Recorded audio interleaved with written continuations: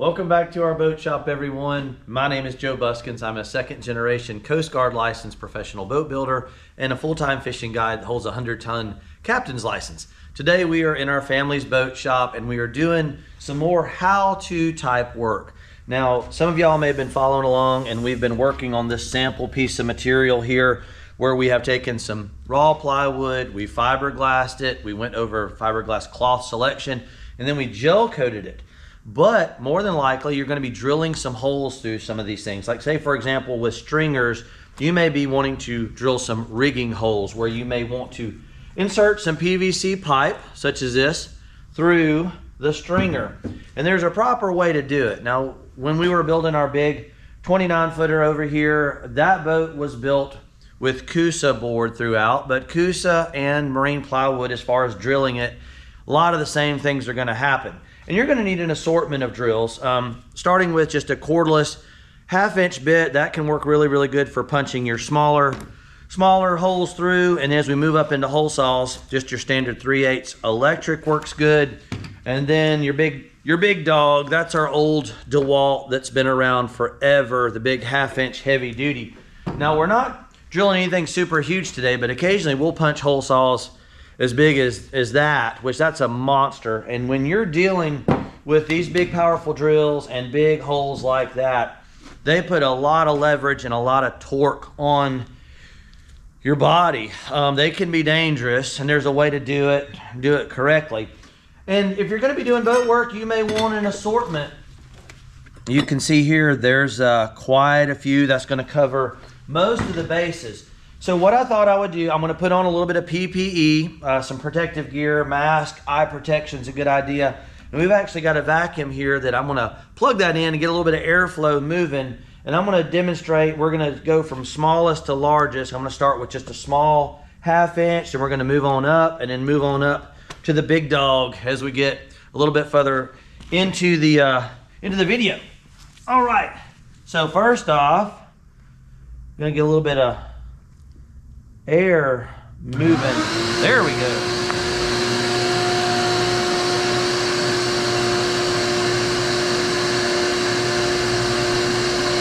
Get our eyewear on. Now you guys can see we've already marked off where we want those to go.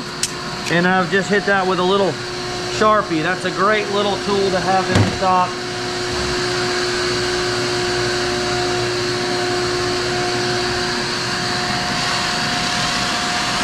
Nice and easy. I want to be sure I'm on the mark. See that? That looks quite good.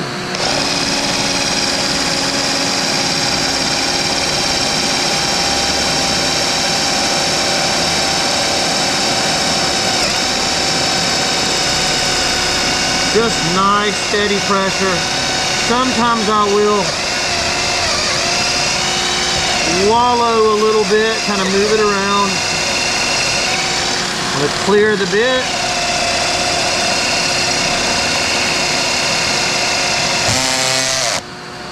When that happens, usually we'll go to reverse, back to forward, nice and easy. And again, sometimes we will, what I call wallow the bit. We're going to clean up all that. And that was about as easy as it gets. Now we're going to move right on up to the next bigger one. This is going to be a little more challenging, but that is a common size hole that you may be using on one of your boat projects. Same deal. Find your center. I'm going to start nice and easy. I like the way that looks. There we go. And we have our vacuum picking up our dust for us.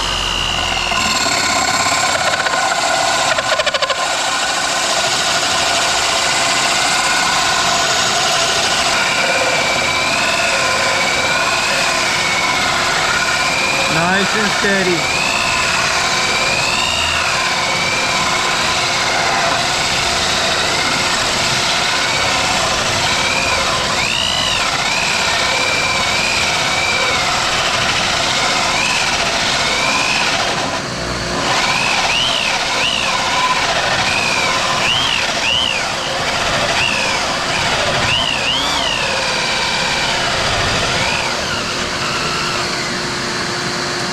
All right, now that'll happen sometimes as we drill through some of the core. Some of the core will pop out. Now for those of you guys that have been following along with this, I've had a lot of questions about this piece. This is actually just a sample piece that I built for you guys. So this is to kind of just represent a part. This isn't actually a part. We've had some questions about the exposed ends of the fiberglass and how you would wrap it.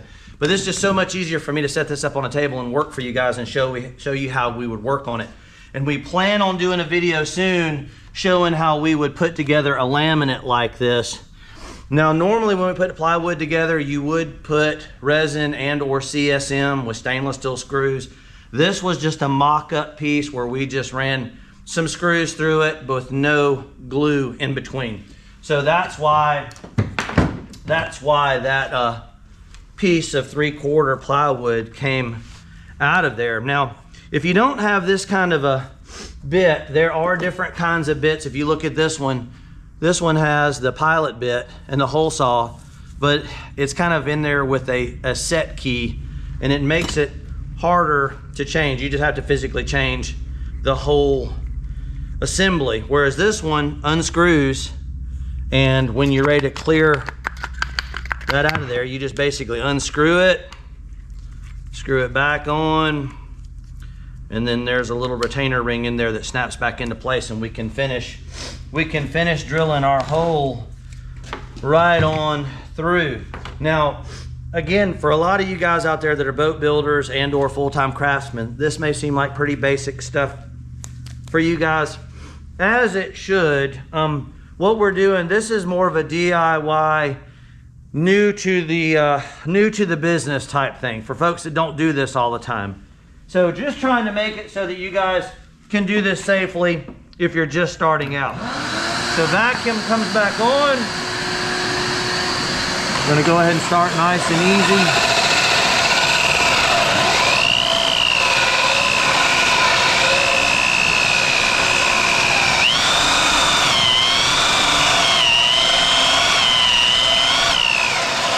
Okay, and it's coming through on the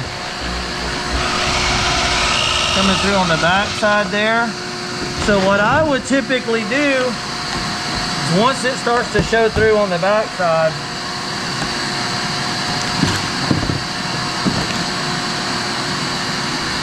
is start drilling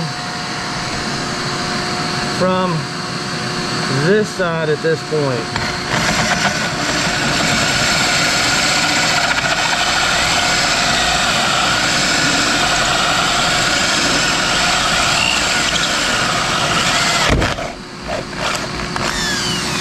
Just like that. Yeah, you can see, that's interesting. You can see how much glass actually accumulated. Okie doke. So that's going to be the smaller bit. Now it is very important when you're drilling to just keep a good firm grip on these drills. The smaller ones, it's important. On the big one, it is really important. And the bigger the hole saw, when you get into a hole saw that size, the amount of leverage or torque that it can apply is tremendous. So you got to be really, really careful. If you're not comfortable or not sure, if you have any kind of elbow or wrist problems, you may want to avoid this big dog right there. All right, but we're going to jump into it. We're going to drill one more hole with a bigger hole saw. Let's get our vacuum going again. Clean up some of our dust before we get started.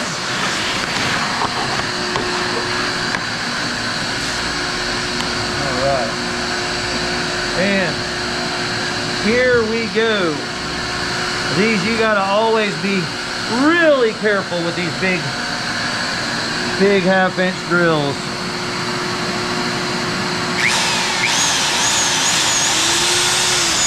All right, I like that pretty good. Here we go, nice and easy. You want to be sure it comes in nice and level. I'm gonna pause for a minute and reposition.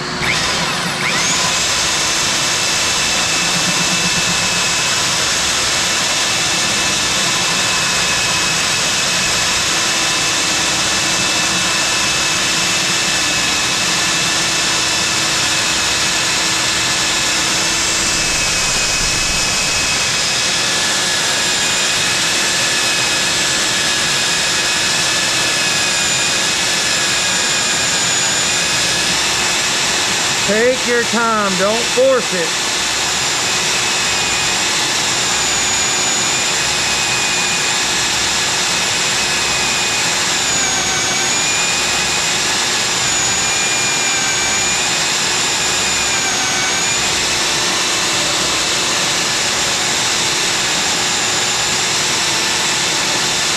Let's clear the hole a little bit. Yep, and there you go. Here's a good teaching moment for sure. Now, if you do need to change the bit on a big drill like this, I would recommend unplugging it. Be sure you do not have power. You do not want to accidentally be taking this bit out of the drill and it actually come on, because it could really, really hurt you. Sometimes just a little screwdriver in that hole and a hammer, and a lot of times it'll get crooked as it's coming out and you got to switch from one side to the other. A lot of times on these thicker pieces it takes 2 or 3 times clearing the hole saw. Pretty substantial piece of material there, but just take your time. No need to get worried about it. And then this little ring, this one was actually, there's 2 different types, and it's kind of interesting. Sometimes when you're here in the shop and you're doing this, there's 2 different types. One that actually does come undone with some velocity when you hit it, and some that unscrew. This one was the one that is the unscrewing type. But now's also a good time to tell you guys, if you are enjoying the content, you are enjoying the channel, please subscribe if you haven't already. Give us the thumbs up, the likes, the shares. That helps us do more of this. Like I said, I'm not a full-time YouTuber, but we'd like to do more of it. And I can't do it without your support. So here we go. Back on with the mask, back on with the eye protection, back on with the vacuum. All right, and here we go. We are not through to the other side yet. Nice and easy.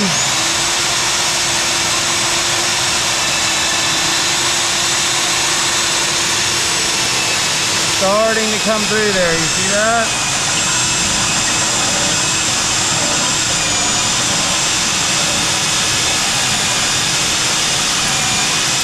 Okay, so on this big one, what I'm gonna do, go ahead and spin this part around. So I got a better angle on it. If you guys have not used these little Irwin quick grips, how about Logan, show them our cart over there. We got a bunch of them. Okay, so we can see our pilot hole is right there. Put our vacuum in place. There we go. And you want to line this up with the face. You don't want to be coming in at an angle. You want it nice and square. Easy peasy. Here we go.